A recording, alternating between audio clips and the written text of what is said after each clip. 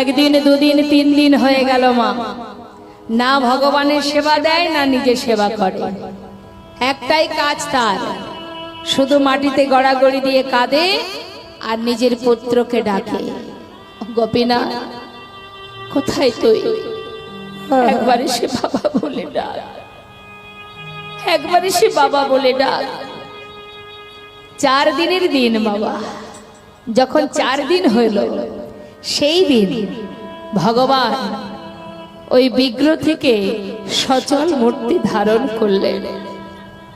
সচল মূর্তি ধারণ করে গোপীনাথের বেশ পরিধান করে পুত্র সেজে এক পা দুপা করে ঘরে প্রবেশ করে ডাকছে, বাবা বাবা। কে? আমি তোমার পুত্র। আমার পুত্র?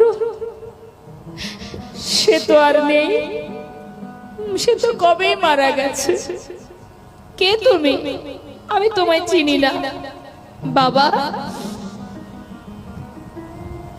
একদিন তুমিই তো বলেছিলে আমার 2 পুত্র, এক বিগ্রহ আর এক পুত্র। 2 পুত্রের পিতা তুমি বাবা।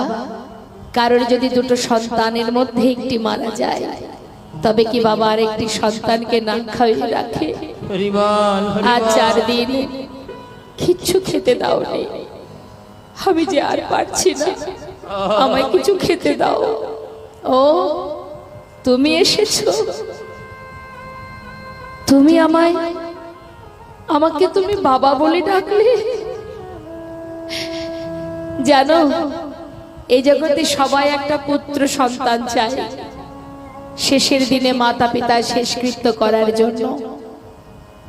আজ যে তুমি আমায় বাবা বলে ডাকছো,